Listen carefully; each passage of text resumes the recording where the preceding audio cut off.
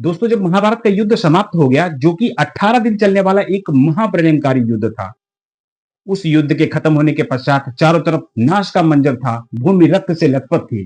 कौरवों और पांडवों की सेनाएं लगभग लगभग समाप्त हो चुकी थी। उस युद्ध के पश्चात कुछ ही गिने चुने वीर योद्धा जीवित बचे थे।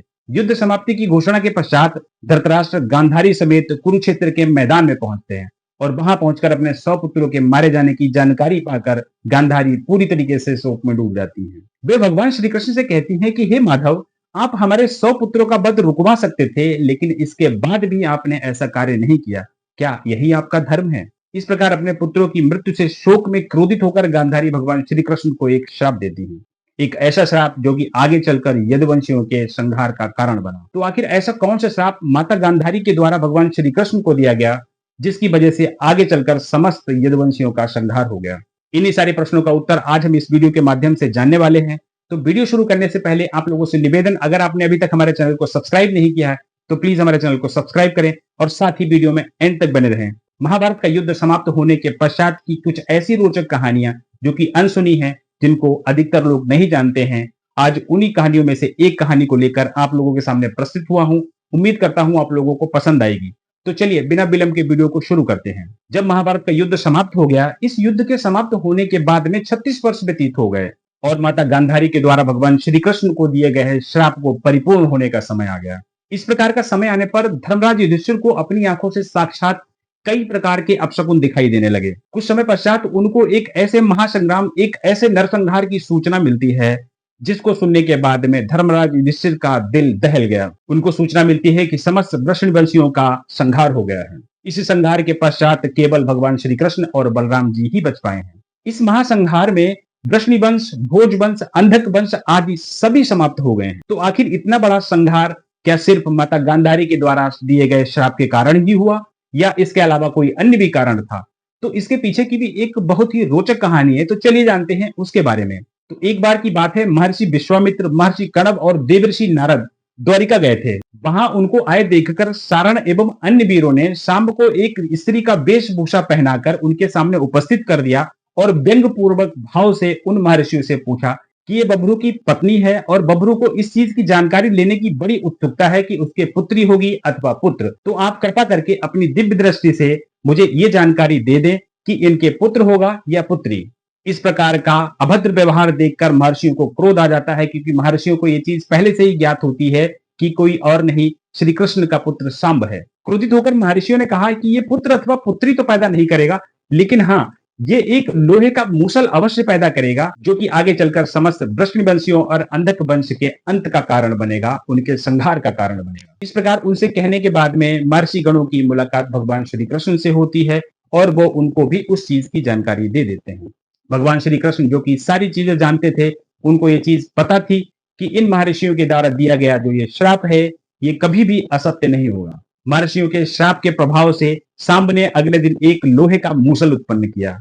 जब इस चीज की जानकारी यदुवंशियों के राजा उग्रसेन को प्राप्त हुई, तो उन्होंने यथाशीघ्र उस मूसल का चूरा बनवाकर उसको समुद्र में फेंकवा दिया तथा सुरक्षा के उद्देश्य से भगवान श्री कृष्ण, बबरू और बलराम जी के द्वारा नगर में इस प्रकार की घोषणा करवा दी गई कि आज के बाद इस नगर में मदिरा को कोई भी तैयार नहीं करेगा, क्योंकि उनको इस प्रकार की जानकारी थी कि अगर किसी ने मदिरा पान किया तो बहुत ही जल्द महर्षियों के द्वारा दिया गया ये श्राप सत्य हो जाएगा। इस उद्देश्य से उन्होंने नगरवासियों को चेतावनी दे दी कि कोई भी मदिरा को तैयार नहीं करेगा। अब चूंकि भगवान श्री कृष्ण सारी बातों से परिचित थे, उनको सारी बातें बहुत अच्छे से पता थी कि जो महर्षियों के द्वारा दिया गया श्राप है और जो पूर्व में माता गांधारी के द्वारा दिया गया श्राप है, वो कभी भी असत्य नहीं होगा। उन्होंने यदुवंशी वीरों को बुलाकर उनसे कहा कि इस समय जिस प्रकार का संयोग बन रहा है, ठीक ऐसा ही संयोग महाभारत का युद्ध शुरू होने से पहले बन रहा था। साथ ही उनके मन में यह भी विचार आया कि आज से ठीक 36 वर्ष पहले माता गांधारी ने कुरुक्षेत्र में हमें इस प्रकार का श्राप दिया था कि मेरी आंखों के सामने ही मेरे कुल का संहार हो जाएगा। अब इस प्रकार की जानकारी मन में रखते हुए भगवान श्री कृष्ण को ये पूरी तरीके से ज्ञात हो गया कि अब 36 वर्ष पूर्ण हो चुके हैं, अब दोनों श्राप के परिपूर्ण होने का समय आ चुका है।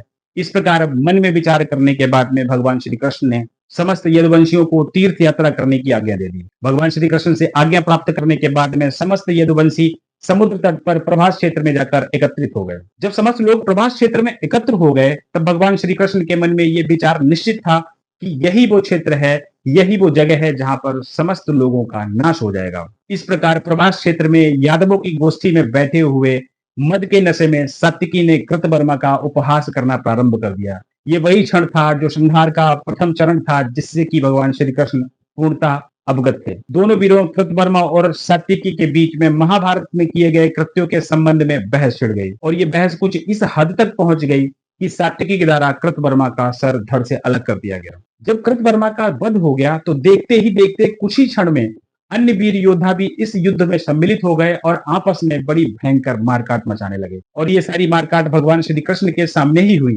भगवान श्री कृष्ण ने इसको बचाने का बड़ा प्रयास किया, लेकिन कोई भी उनकी बात को मानने का तैयार ना हुआ। इस युद्ध में जब आगे सात्विकी का वध हुआ, तब भगवान श्री कृष्ण को क्रोध आ गया।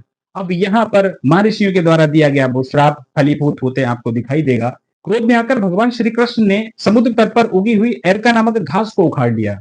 अब उस घास की खासियत ये थी, क्योंकि महर्षियों का पूर्व में दिया गया श्राप था, जैसे ही वो घास के तिनके भगवान श्री कृष्ण के हाथ में आए, उनका रूप बदलकर वह तुरंत ही लोहे के वज्र के समान हो गए। इसके बाद भगवान श्री कृष्ण के द्वारा वह घास के तिनके, जो कि लोहे के मूसल बन चुके थे, उनके द्वारा लगभग लगभग सभी का वध कर दिया गया। उस युद्ध में भगवान श्री कृष्ण इतने ज्यादा क्रोध में थे कि उनके सामने कोई भी आता था वो तुरंत ही मृत्यु को प्राप्त हो जाता था। देखते ही देखते समस्त यदुवंशी, अंधक वंशी, भोजवंशी लगभग लगभग समाप्त हो गए। ये सारी घटना पूर्व में माता गांधारी के द्वारा दिए गए श्राप, इसके अलावा ब्रह्म ऋषियों के द्वारा दिए गए श्राप के कारण घटित हुई, जिसके प्रभाव से घास के एक तिनके ने मूसल का रूप धारण कर लिया और युद्ध क्षेत्र में महासंग्राम मचा दिया। इस युद्ध को मूसल युद्ध के नाम से जानते हैं, जो कि महाभारत में हमको मौसल पर्व में पढ़ने को मिलता है। इस प्रकार ब्राह्मणों और माता गांधारी के शाप के कारण वृष्णि और अंधक आदि वंशों का पूरी तरीके से संहार हो गया। मूसल युद्ध के पश्चात जब भगवान श्री कृष्ण और बलराम जी अपने धाम को चले गए, उसके आगे की कहानी अगले वीडियो में हम आपके लिए लेकर प्रस्तुत होंगे। तो ये था आज का एक छोटा सा वीडियो। उम्मीद करता हूं आप लोगों को पसंद आया होगा। अगर वीडियो अच्छा लगा हो तो प्लीज वीडियो को लाइक करें, चैनल को सब्सक्राइब करें। अपना कीमती समय देने के लिए बहुत बहुत धन्यवाद।